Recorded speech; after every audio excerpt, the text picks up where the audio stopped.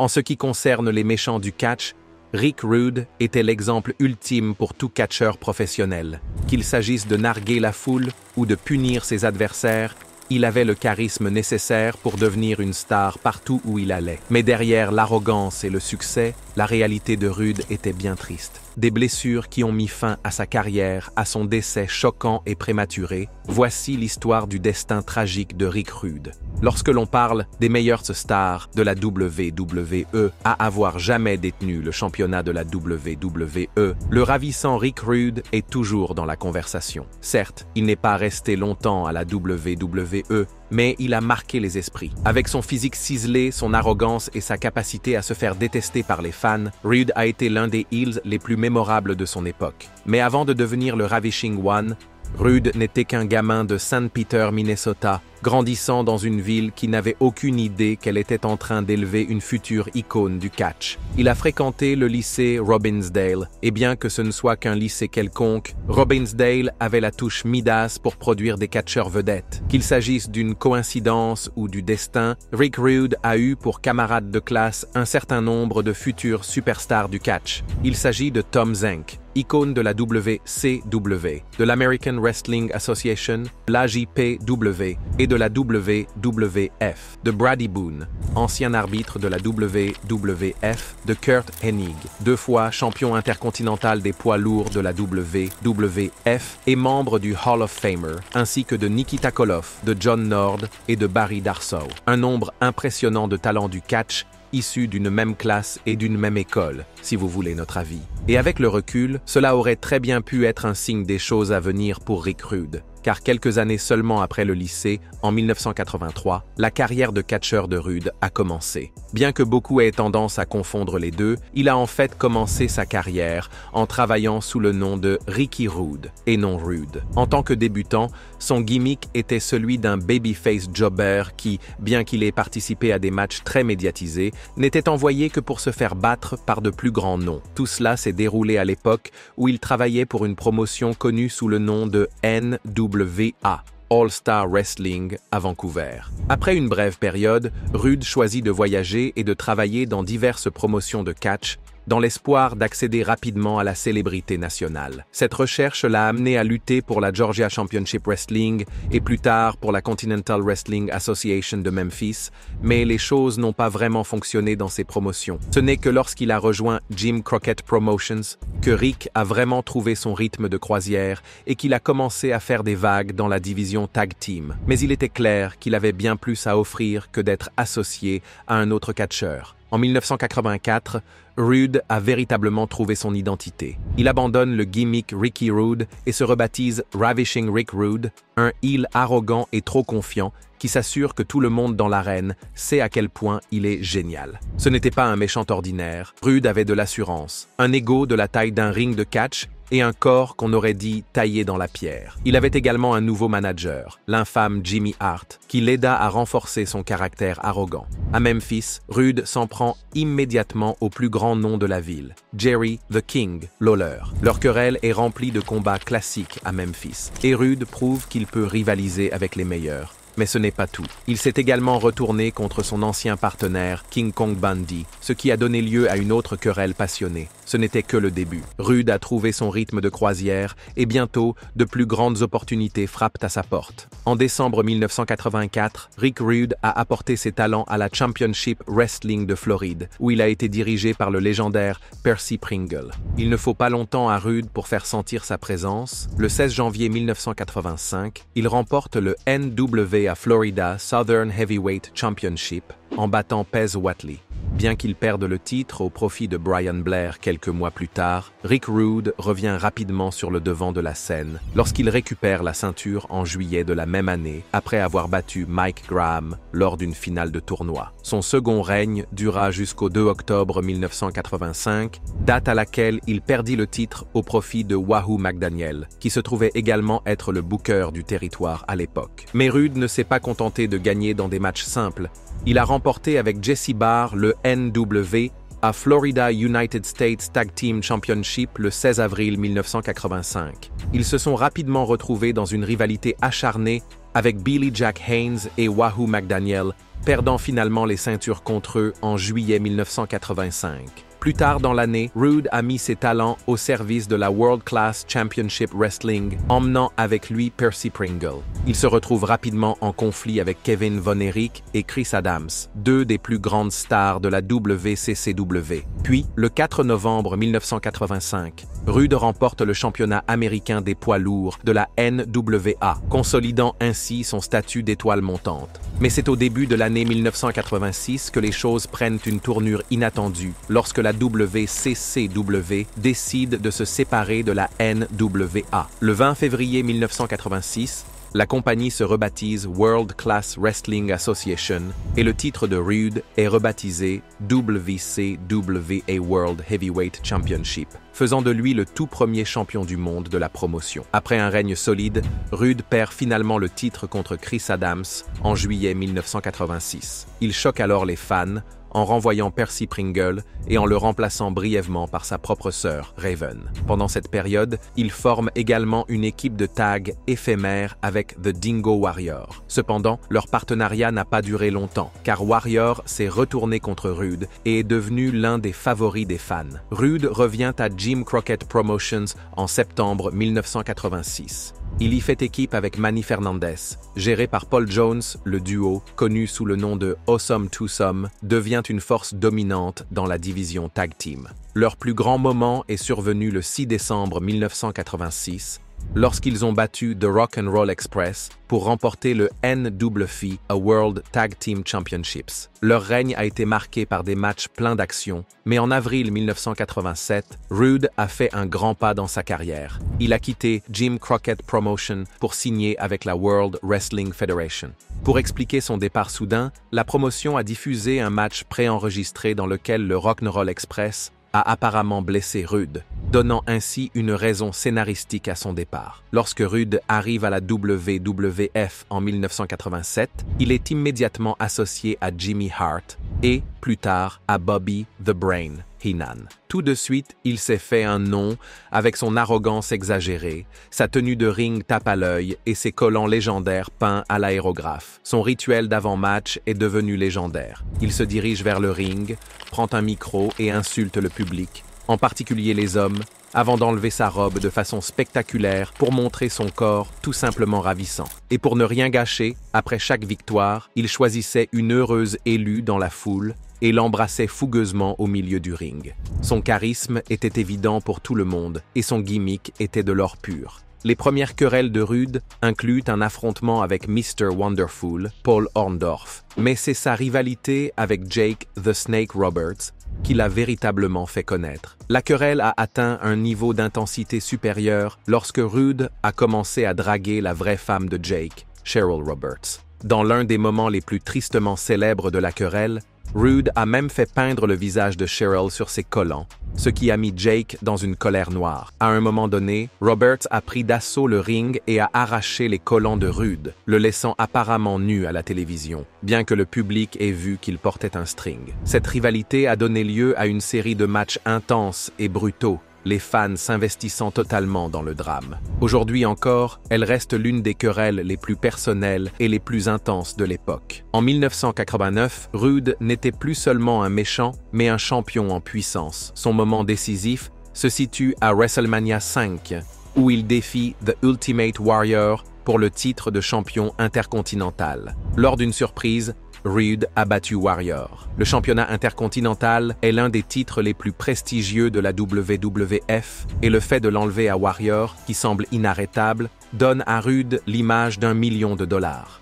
Mais Warrior n'était pas du genre à se laisser faire. Les deux hommes poursuivent leur querelle tout au long de l'année, ce qui aboutit à une revanche très attendue à SummerSlam 1989. Cette fois, Warrior voulait se venger et il a repris le titre après une bataille acharnée. Même si Rude a perdu, sa performance a été largement saluée. Sa capacité à vendre la puissance brute de Warrior et à le faire paraître inarrêtable a joué un rôle important dans la consolidation de Warrior en tant que superstar de l'événement principal. Outre ses querelles avec The Snake et The Warrior, Rick Rude a également eu des affrontements mémorables avec Roddy Piper et Big Boss Man. En fait, vous devriez peut-être demander à votre père à quel point la rivalité entre Rude et Roddy Piper était intense. L'année suivante, les deux catcheurs se sont livrés à une bataille de jeux d'esprit et d'insultes qui les a amenés à s'affronter dans des matchs de bûcherons, des matchs en cage et bien d'autres choses encore. Rappelez-vous, c'était il y a plus de 30 ans. Et le monde du catch professionnel vivait une autre époque. Voir des méchants entrer dans la tête de leurs adversaires comme le faisait Rude ajoutait une profondeur sans précédent au développement des personnages et aux intrigues.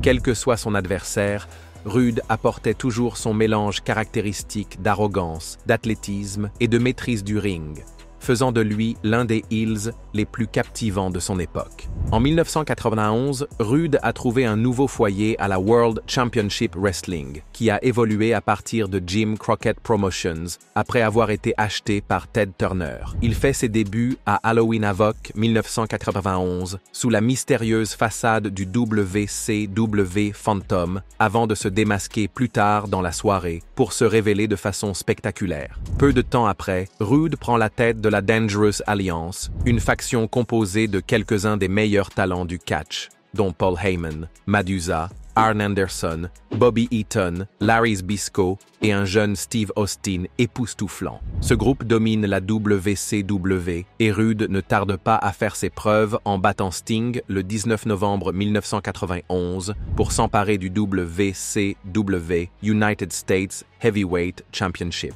Rude s'engage ensuite dans une rivalité acharnée avec Ricky Steamboat, l'un des plus grands catcheurs techniques de tous les temps.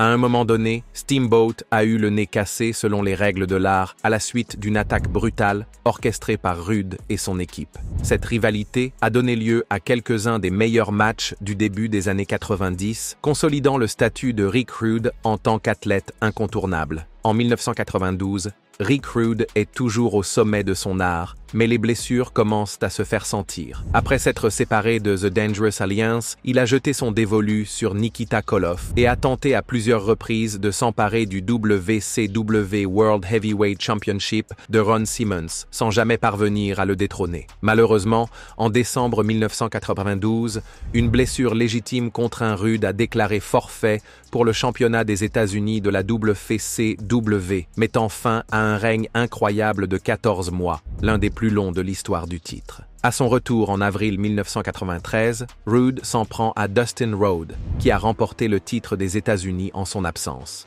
Après de nombreux matchs controversés, le titre est déclaré vacant. Et bien que Rhodes finisse par le récupérer, Rude est loin d'en avoir fini avec la quête de l'or. En septembre 1993, Rude choque le monde en battant Ric Flair à Fall Brawl pour le titre de champion du monde des poids lourds de la NWA. Cependant, la WCW ayant coupé les liens avec la NWA, le titre est rebaptisé WCW International World Heavyweight Championship.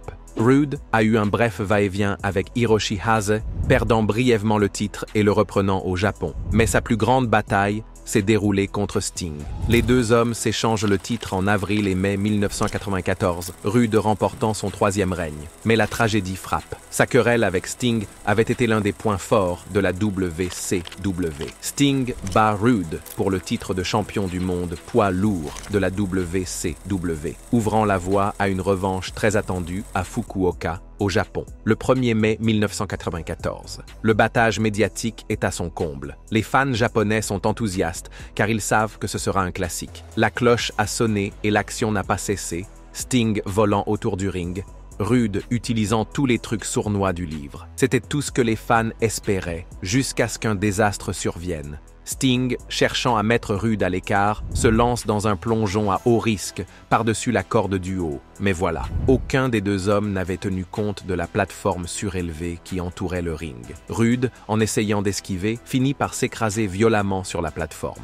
L'atterrissage est brutal. Le bas de son dos a subi le plus gros de l'impact et, en un instant, tout a changé. Rude, toujours aussi professionnel, s'est battu contre la douleur. Avec l'aide d'interférences extérieures, il bat Sting et récupère le titre de champion. Mais la célébration est de courte durée. Le mal était fait. Rude a subi une blessure dévastatrice au dos qui l'obligera à prendre sa retraite. L'homme qui avait bâti sa carrière sur son physique imposant, son arrogance inégalée et son charisme indéniable se retrouvait soudain sur la touche, incapable de lutter à nouveau. Ce n'est pas la fin que tout le monde avait imaginée. Rude avait tous les atouts pour devenir un champion du monde, un véritable acteur de l'événement principal. Mais en une fraction de seconde, sa carrière a été interrompue. Les fans se sont demandé ce qui se serait passé si Rude était resté en bonne santé. Et si Rude était resté en bonne santé, et s'il avait eu droit à une place dans le main event à long terme. Au lieu de cela, son règne sur le titre s'est achevé sans aucun match. La WCW lui retire le titre, sous prétexte qu'il l'a illégalement utilisé comme arme contre Sting. En réalité, il ne pouvait tout simplement pas continuer. C'est ainsi que l'un des méchants les plus captivants du catch a été mis hors jeu, laissant derrière lui un héritage inoubliable et 1 million de questions sur ce qui aurait pu être. La femme de Rude, Michelle, s'est ouverte plus tard sur la façon dont cela l'a affecté, en disant « Cela l'a tué. C'était un grand athlète. Et cela l'a vraiment blessé de ne pas pouvoir se produire.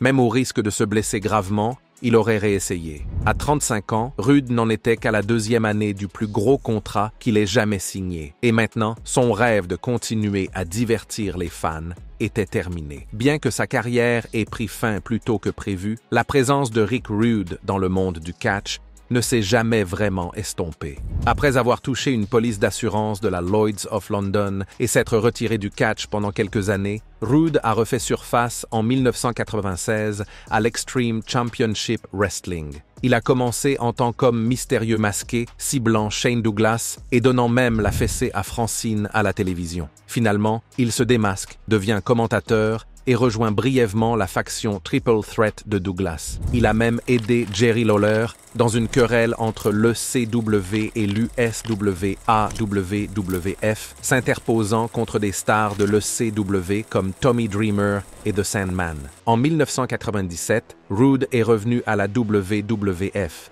s'alignant sur la D-Generation X en tant que police d'assurance. Bien qu'il n'ait jamais lutté, il a assisté au plus grand moment de DX. C'est alors que surviennent les Survivor Series 1997 et le tristement célèbre Montreal Screwjob. Rude se trouvait dans les vestiaires lorsque Bret Hart a confronté Vince McMahon et il était furieux de cette trahison. Contrairement aux autres membres de DX, Rude n'était pas sous contrat. Il travaillait sur la base d'un paiement à l'apparition. C'est ce qui lui permet de prendre le pouvoir. Le 17 novembre 1997, Rude réussit l'un des sauts les plus légendaires de l'histoire du catch. La WCW Nitro étant diffusée en direct tandis que la WWF Raw est préenregistrée, Rude apparaît dans les 2 émissions le même soir. Sur Nitro, il arbore une moustache et dénigre DX, Shawn Michaels et la WWF qu'il qualifie de Titanic. Pendant ce temps, 1 heure plus tard, à Raw,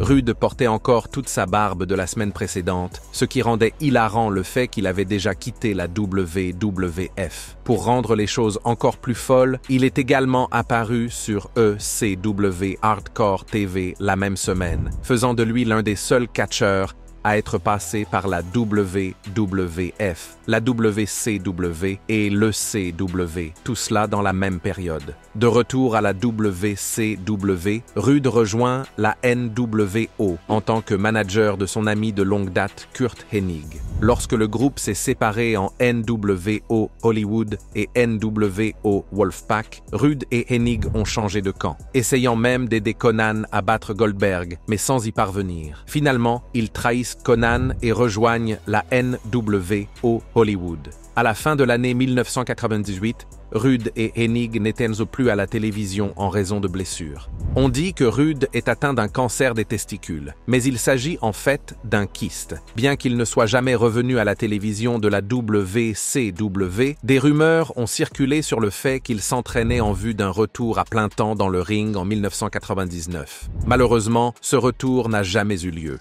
À l'écran, Rick Rude jouait le rôle du méchant arrogant par excellence, souriant, se pavanant et agissant comme si toutes les femmes du monde le voulaient. Mais en coulisses, il était tout le contraire. Il était un mari et un père dévoué. Et peu importe à quel point son personnage de catcheur devenait scandaleux, une chose restait inchangée. Il n'enlevait jamais son alliance. Même pendant les matchs. Il a épousé Michelle Roode en 1988 et ensemble, ils ont eu 3 enfants. Rick Rude était l'image même de l'assurance sur le ring, se pavanant, fléchissant et taquinant les fans comme s'il avait le monde à ses pieds. Mais derrière cette bravade se cachait un homme qui poussait son corps jusqu'à ses limites, essayant de répondre aux exigences incessantes du catch professionnel. Malheureusement, cette route a connu une triste fin. Le 20 avril 1999, à l'âge de 40 ans, Rude est décédé d'une insuffisance cardiaque, laissant derrière lui sa femme, Michelle, et leurs 3 enfants. Dans les années 80 et 90, les catcheurs ne devaient pas seulement être performants, ils devaient aussi avoir une certaine allure, être plus grands que nature. La pression pour maintenir un physique de super-héros était réelle, et certains prenaient des mesures extrêmes pour rester en pleine forme. Rude ne faisait pas exception à la règle. Au fil des ans, des rumeurs ont circulé sur les limites qu'il s'était fixées. L'une des affirmations les plus folles est qu'il se serait injecté du Viagra directement dans... Eh bien, vous pouvez probablement deviner où. Si c'est vrai, c'est un geste très risqué, qui aurait pu avoir des effets secondaires dangereux. Les choses ont pris une tournure encore plus sombre lorsqu'en 2020, l'ancien catcheur Ken Patera a fait des déclarations qui ont fait froncer les sourcils sur Hannibal TV. Selon Patera, quelques jours après la mort tragique de Rude, Jim Neidhart lui a confié que les médecins avaient prévenu Rude des complications potentielles de ces injections. Il est supposé que face à la possibilité de perdre sa virilité, Rude était complètement désemparé. En 2022, John Nordhaze a confirmé ces affirmations, déclarant que Rude avait un côté téméraire et qu'il était l'une des rares personnes à prendre des risques aussi extrêmes. Mais les problèmes de Rude ne se limitaient pas à des méthodes d'amélioration farfelues. Dans les mois qui ont précédé sa mort, il a été impliqué dans un grave accident de voiture, ajoutant encore plus d'usure à un corps déjà affaibli par des années de catch. Pour faire face à la situation, Rude s'est tourné vers des analgésiques sur ordonnance, un mélange qui s'est avéré dangereux. La cause officielle de son décès est une défaillance cardiaque due à une surdose de plusieurs substances, dont le GHB.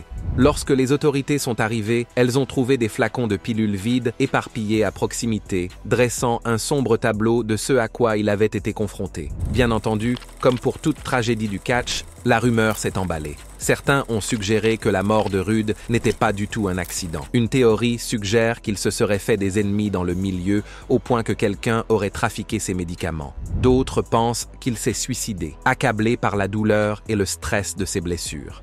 Bruce Prichard, cependant, a réfuté cette théorie, insistant sur le fait que le décès de Rude était simplement un cas tragique d'overdose accidentelle. Quelles que soient les circonstances, la mort de Rude a bouleversé le monde du catch. Ses amis, ses fans et ses collègues catcheurs sont dévastés et les hommages affluent de tous les coins de l'industrie. Bret Hart a loué la loyauté de Rude, rappelant qu'il avait pris position contre Vince McMahon après le Montreal Screwjob. D'autres, comme Rick Martel et Bobby Eaton, se souviennent de lui comme d'un véritable professionnel, respecté par tous ceux qui ont travaillé avec lui. Le temps de Rick Rude sur le ring a peut-être été écourté, mais son héritage, il n'a rien perdu de sa force. Il était l'un des heels les plus charismatiques, les plus arrogants et les plus divertissants que l'industrie ait jamais connus. Qu'il porte les fameux collants peints à l'aérographe, qu'il profère des insultes cinglantes avant le match ou qu'il fasse frémir les foules avec ses coups de hanche caractéristiques. Rude savait exactement comment pousser les gens à bout. Et les fans adoraient le détester pour cela. Même s'il n'a pas remporté de championnat du monde, Rude a gagné sa place dans l'histoire du catch. Ses promos en douceur et ses compétences sur le ring l'ont distingué, prouvant qu'un vrai méchant n'avait pas besoin d'une ceinture pour être mémorable. Ses rivalités avec les Ultimate Warrior et Sting sont devenues légendaires, et sa capacité à se faire mépriser par les fans est inégalée. En 2017, le Ravishing One a enfin obtenu la place qui lui revenait dans le Hall of Fame de la WWE.